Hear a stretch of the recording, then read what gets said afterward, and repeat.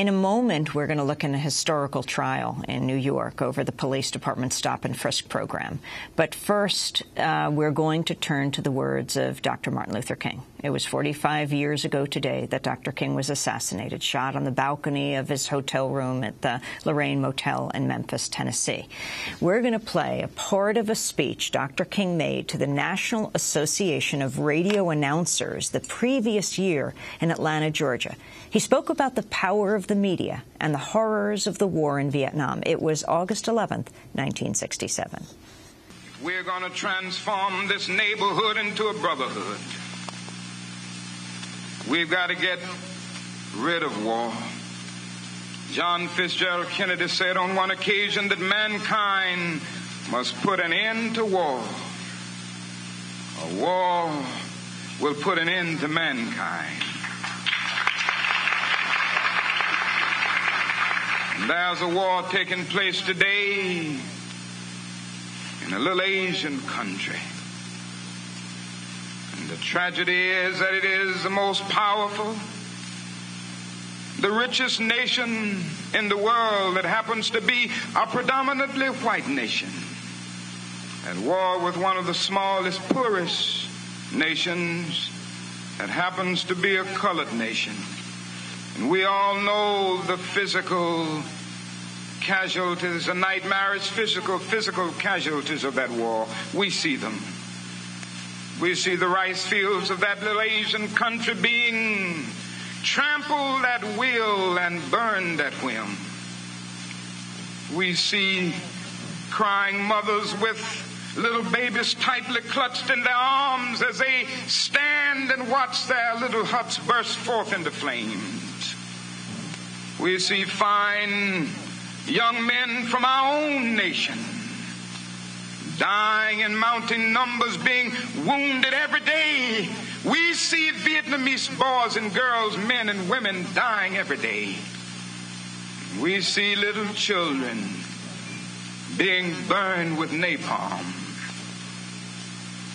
But that isn't all that's happening as a result of that war. That war in Vietnam has isolated our great nation morally and politically. There isn't a single ally, major ally of the United States would dare send a troop to Vietnam.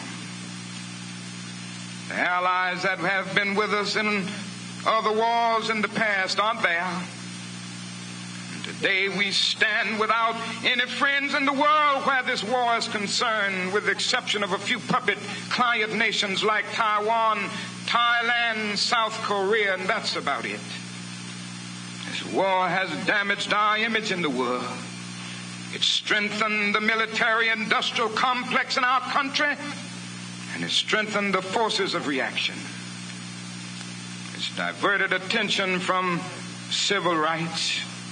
All of the emotions and all of the energies and all of the resources that should be going into civil rights to solve the problems of our cities are so often going into that war. And here we are fighting two wars.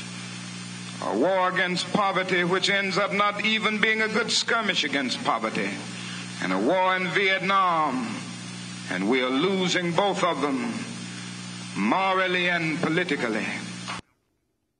That was Dr. Martin Luther King speaking before the National Association of Radio Announcers in Atlanta, Georgia on August 11th, 1967. Dr. King was assassinated 45 years ago today in Memphis, Tennessee. This is Democracy Now!, democracynow.org, The War and Peace Report. When we come back, a historic trial is taking place in New York about the New York Police Department's policy of stop and frisk. Stay with us.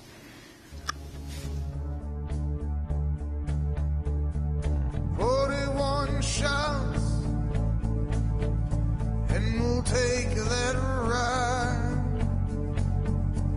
across this bloody river to the other side. 41 shots cut through the night.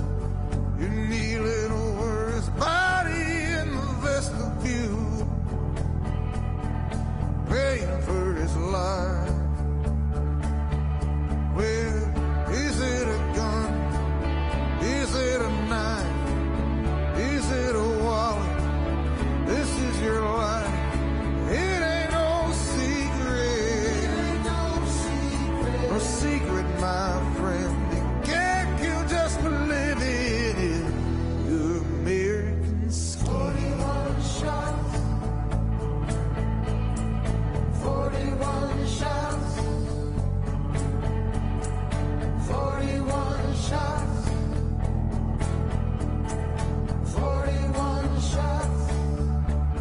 Bruce Springsteen's 41 Shots. This is Democracy Now!, democracynow.org, The War and Peace Report. I'm Amy Goodman with Juan Gonzalez. We turn now to an historic trial underway challenging the New York City Police Department's controversial stop-and-frisk policy. The federal class action lawsuit filed by the Center for Constitutional Rights, or CCR, charges that the policy is unconstitutional and unfairly targets people of color. Recent data show the vast majority of people stopped by the NYPD are African American or Latino, and nearly 90% are neither ticketed nor arrested.